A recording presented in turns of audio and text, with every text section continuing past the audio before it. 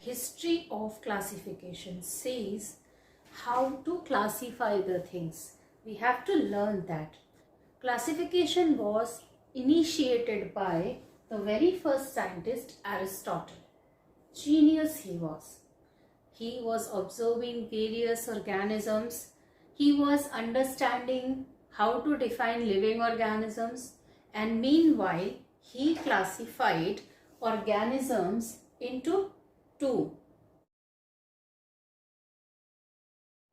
It was plant and animals. This was the first classification which we understood. How he classified? He classified them on the basis of their mobility. The one which can move from one place to other, they are called as animals. And the one which are stable, not able to move from one place to other, they are called as plant. So this was the first classification. Similarity and differences on the basis of movement. Further, he classified them on the basis of their living place, where habitat we call it. Okay, so on the basis of habitat, he classified them as the ones which fly. Okay, which is all the birds are coming under this category. Similarly, the ones which live in water or aquatic animals or plants which have a habitat in water, and third one was the one which is terrestrial, or they always lead their life on the land. But again, there was certain screws, there are certain hurdles like frog who live in water also and land also. How to classify them? This was a big question, but they were just developing. Okay, now Aristotle's pupil, I can say, Theophratus. Theophratus, what he did? He classified organisms on the basis of certain characteristic. What he did, he more and more systematized the work of Aristotle. He defined that each and every organism, plant and animal, is having defined characteristic. Okay, and that characteristic form the basis of classification. So he compiled around 1500 plants and studied them on the basis of their characteristic and grouped them. So 1500 plants were segregated and grouped by Theophratus. Again, the research was progressed, the technology was developing. One more scientist, Andrea Cecil Pino, came in picture, and he studied a huge number of plants and flowering plants on the basis of the characteristic flowering, and he grouped those plants in various categories. He invented and came up with the two major class of organisms. One we called as Asteraceae, and which another is called as Brassicaceae. This Asteraceae and Brassicaceae is today also the largest group of flowering plant. Later, again, many more scientists came up with different kind of criteria of classification, like mode of nutrition, like type of cells, and finally there was one scientist who introduced the modern way of classification purely on the basis of the characteristic, and that scientist was Linnaeus. Linnaeus was the scientist who came up with the study of a huge amount of the plants and animals, especially plants, and in his book Systema Naturae, he classified the plants systematically. Here he gave an hierarchy.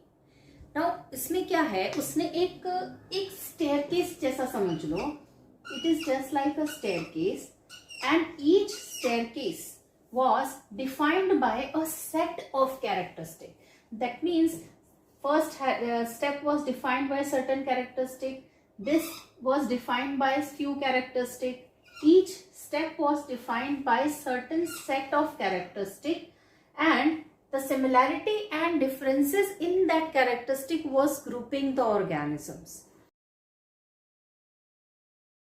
Linnaeus, in his Systema Naturae, classified various kind of plants.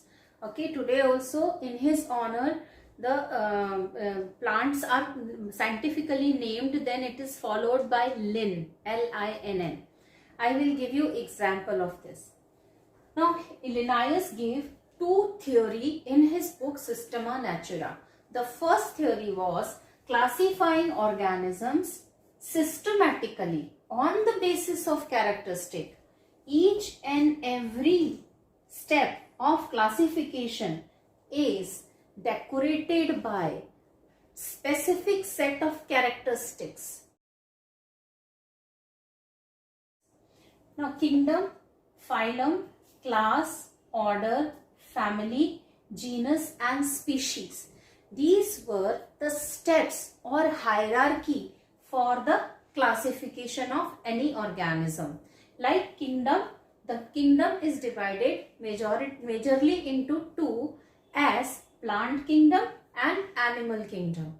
So if kingdom is plant kingdom, then again it is followed by phylum, class, order, family, genus and species. Each and every plant is classified on the basis of this. Second thing he gave in the Systema Naturae is genus and species, and this genus and species was defining the binomial nomenclature. This binomial nomenclature, as you can see, bi का मतलब होता है two, nom का मतलब होता है name, and nomenclature का मतलब होता है naming.